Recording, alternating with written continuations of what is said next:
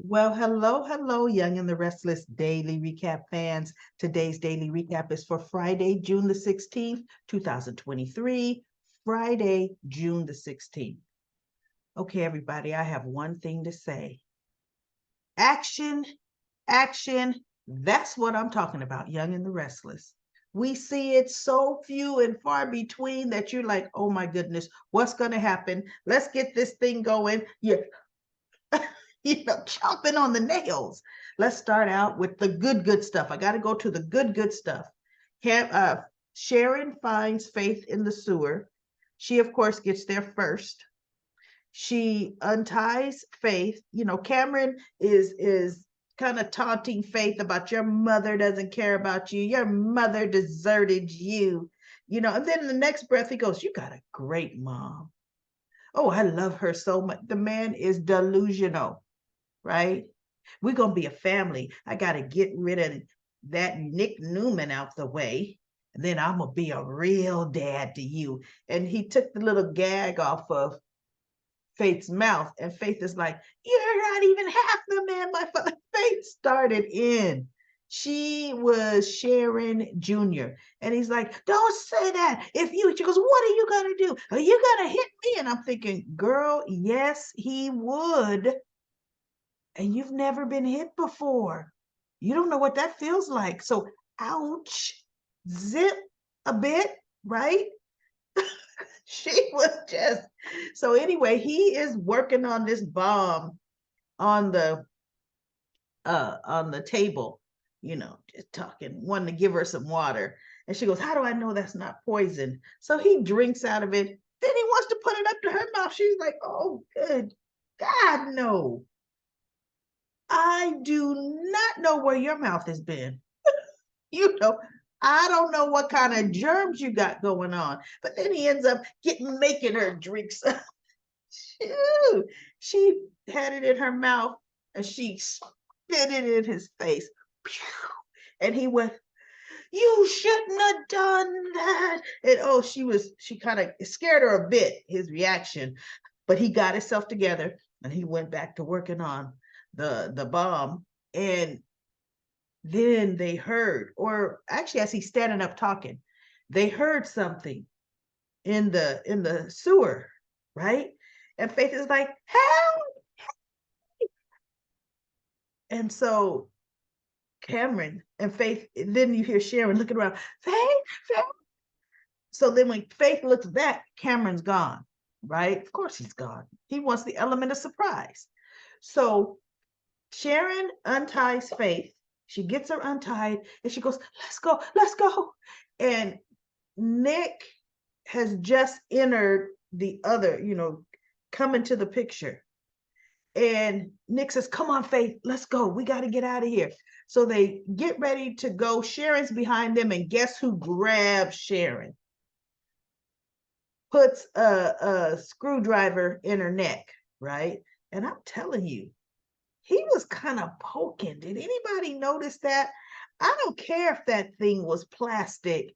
That plastic was poking in her neck. And I was like, man, that's really poking her, right? She's kind of like having to hold her breath on that. Anybody said, okay, hey, this is acting, And so he's saying, Nick, you always have to try to come in and like you're gonna run the show. Well, I'm going to ruin your life. You never gonna forget this day.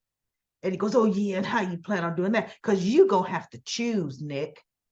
You're gonna have to choose who lives and who dies. Either Faith lives and Sharon dies, or Sharon lives and Faith dies. Who's it gonna be? Who are you gonna choose? And Sharon's just like, and Nick is like, shh, look, Faith can get out of here right now. Matter of fact, Faith, look, go. Chance is coming. He's coming through this way. You go back that way. You go through the tunnel. And he goes, wait, hold up, yeah, hold up, Daddy. Lift up under that sweatshirt. So Faith lifts her sweatshirt and there's some bombs. How many of them is it? Probably one, two, three, four, probably six of them. strapped to her. And I'm thinking, Faith, you're skinny as a rail. Yeah, you were sitting down, but even when you're sitting down, don't you feel like, what, hey, what is this? I mean, my hands might be tied up, but I feel something around my waist. And then when I stand up, my mother gets me up. It's kind of like, hey, what's going on? Don't you feel the bomb being strapped to you? I guess with all the excitement and danger, Faith couldn't tell, because when she lifted up her sweat top, she was shocked as we were to see those bombs, right? Oh, but now she feel them, don't she? And when Nick saw him, and Sharon just wanted to crumble. Her face. Now, Sharon Case, I think is the name of this actress. She did a great job this week. She really did. Good job. I mean, her acting was spot on. Just the horror seeing those bombs strapped around her baby. And he's like, yeah, she leave, I'm detonating it. And he goes, yeah. Nick says, yeah, but that'll be killing yourself too. He goes, don't matter. He says, look, let me tell you something. There's only one way out of this for me, and I know it. But it ruins your life.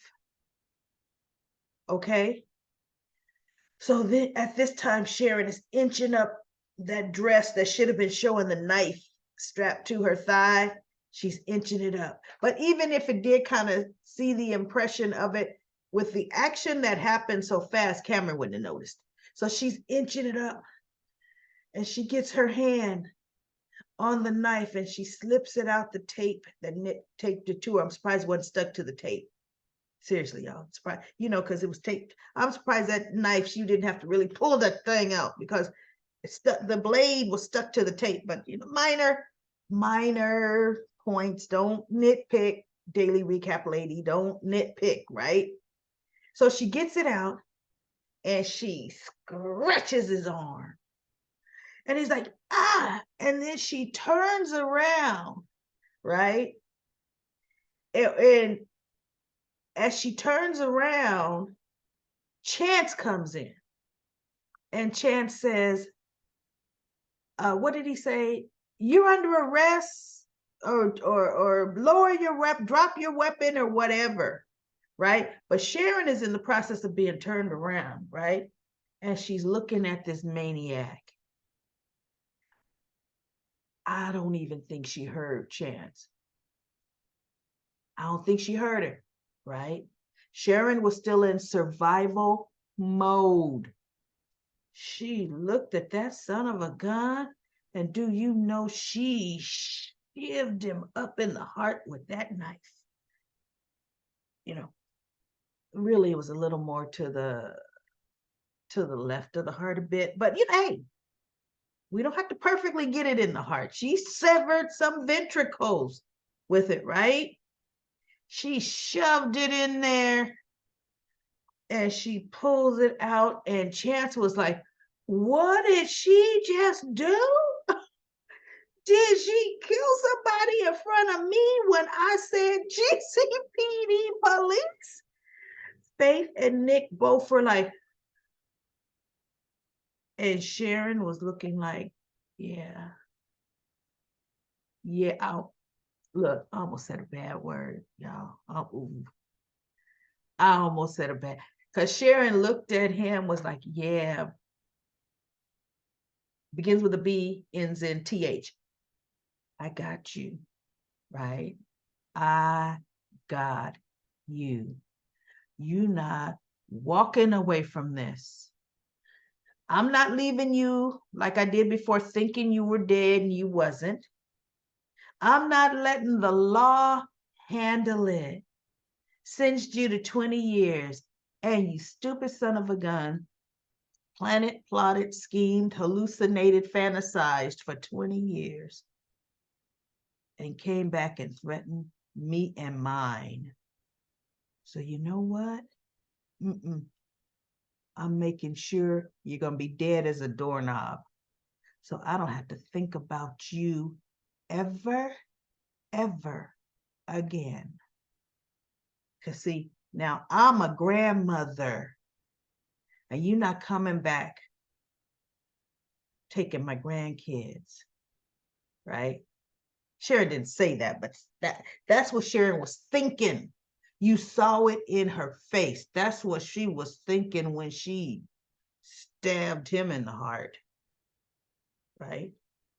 So camera's on Chance, and I'm like, Gump, swallow Chance, because what Sharon need to do, she needs to, because Cameron hit the ground. Because what happened when Sharon sliced his arm, she kicked the detonator. Not like kicked it like football, but kick slid it away from him. Because she could have kicked it up. It could have went up in the air and bam, right? They all would have been dead. But she kicked it so it would slide, so that he couldn't punch it. So Cameron hits the ground, and then with his little finger, you see it in the bottom right picture, trying to inch his finger to the detonator. See, I'm surprised Sharon didn't go stomp his hand. You ain't getting nowhere near this, right? So anyway, he died. She should have stabbed him again to make sure, but look, he's dead. He's dead.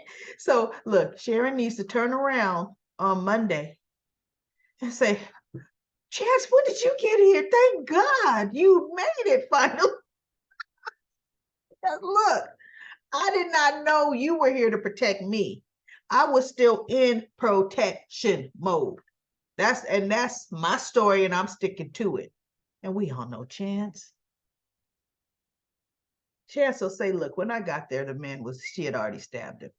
Or when I got there, she was in the acts of defending herself. Got there just a smidgen too late, y'all. Just a smidgen too late. Yeah. Chance will smooth that out. Or he better. Because guess what, Detective Chancellor? Had you been a little better at your job, GCPD,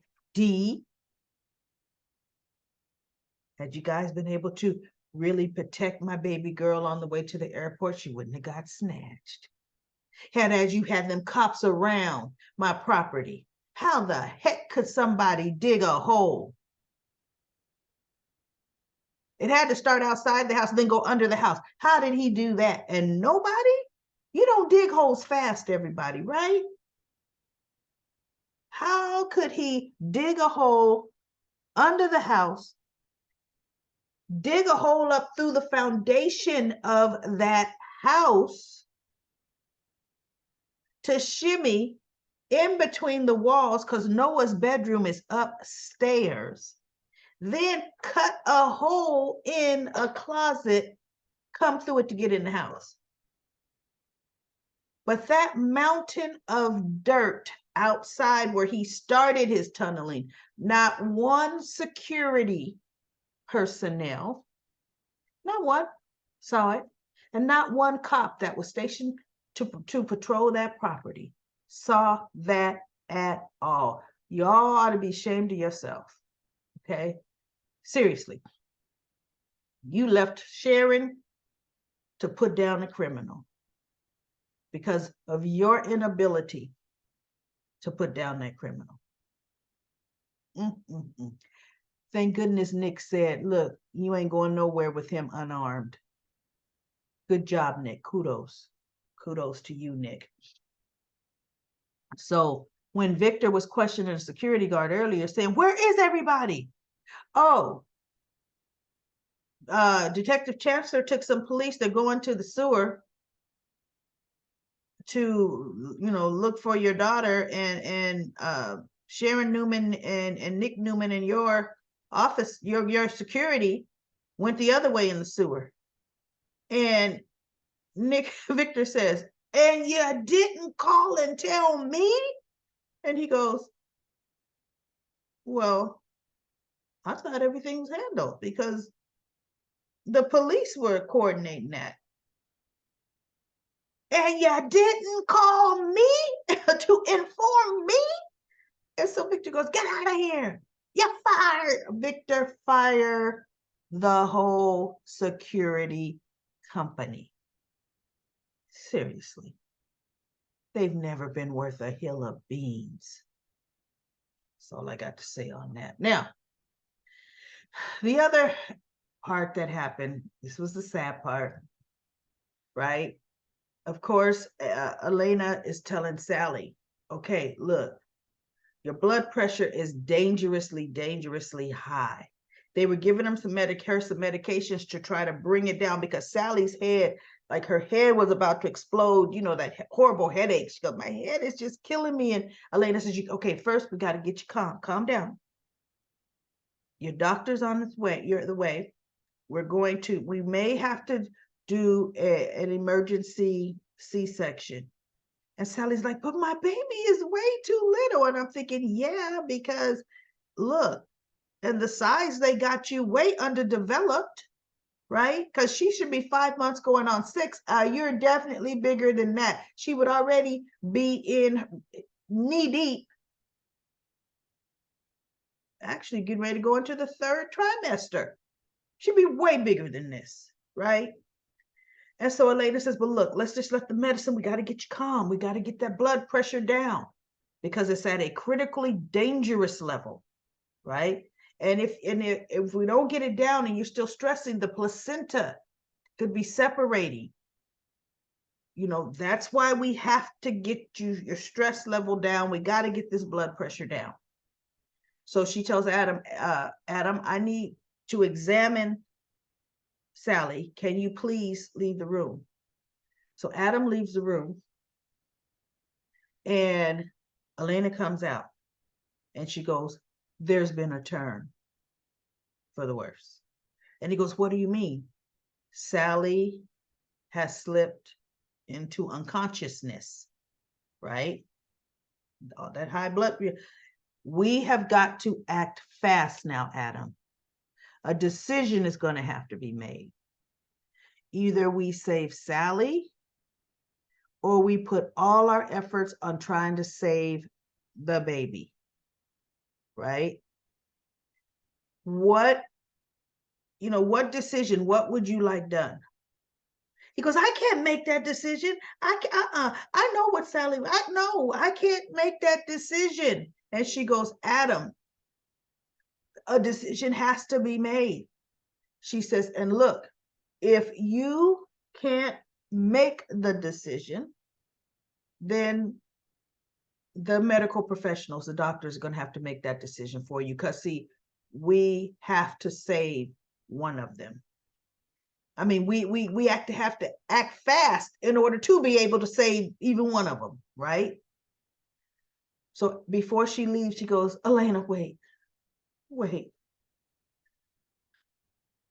Ultimately, I know what Sally would want. And I'm thinking, well, a rational Sally would want to live. A rational Sally, because I can have other children, right?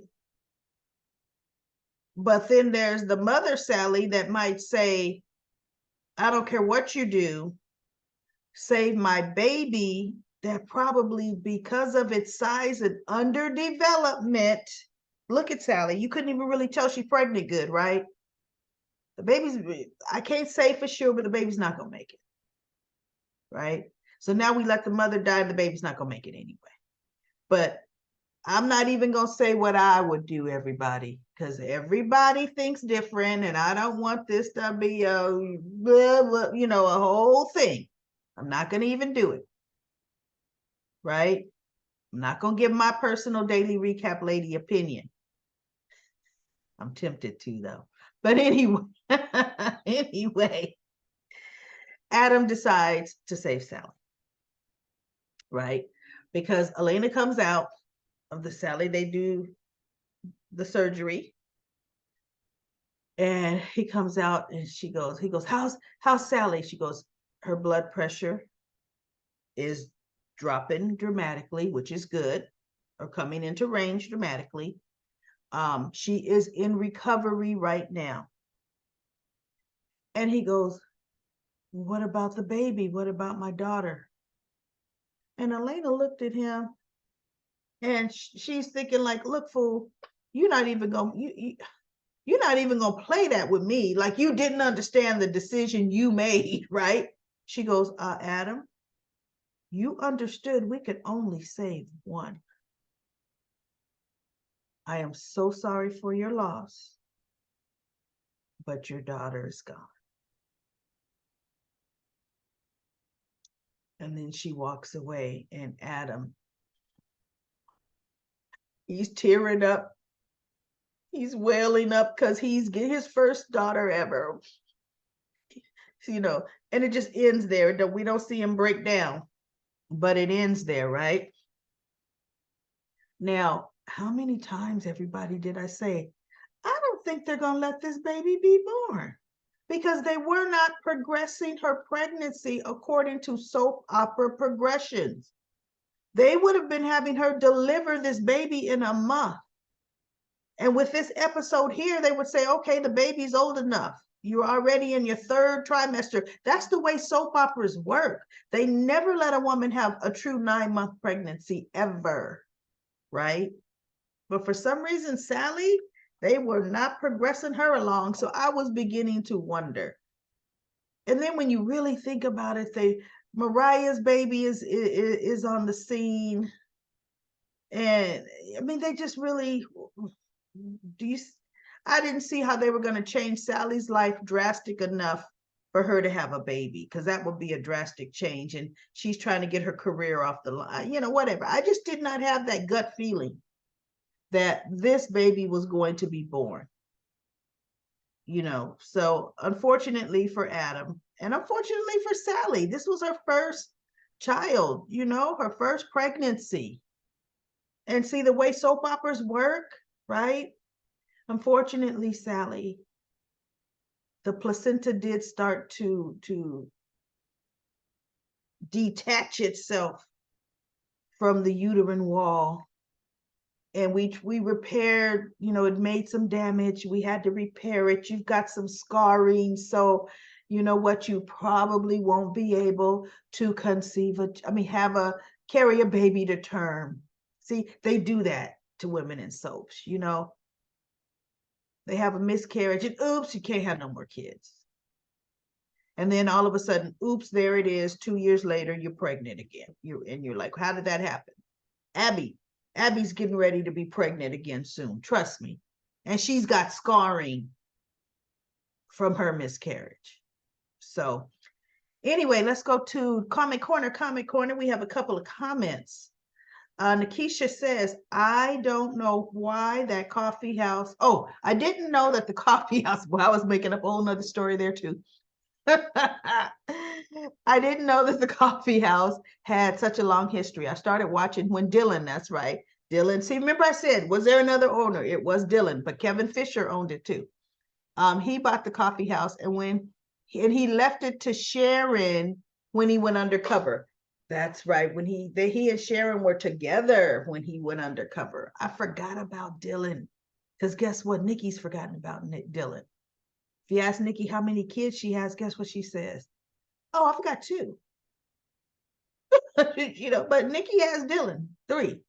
And Anita says, I am quite sure Sally's doctor told her exactly why she needed to stay calm, relaxed, and try a little bed rest. But of course, since it's a soap, she didn't listen. Oh, well, no, here's the thing. Nick saying, and let's be real, Nick saying, Sally, I've got a family emergency that I have to take care of. So I need Adam but yet he did tell him about Cameron Kirsten, because he wanted her to be yes, if you see this man again, don't even have any contact with him. Okay, so she knew about that. But he truly, truly didn't tell her the in-depth story of Cameron, right? He's just, this man is in town. I have to protect my family. I need Adam to watch after you while I deal with this situation. Was that enough to send her into this whole stressful, worrying tizzy? It really wasn't, except for the fact that now we've got stupid Nick showing up with bruised knuckles because you wouldn't hit a wall. See, Nick causes a lot of people to stress out and worry, but she's super stressed out.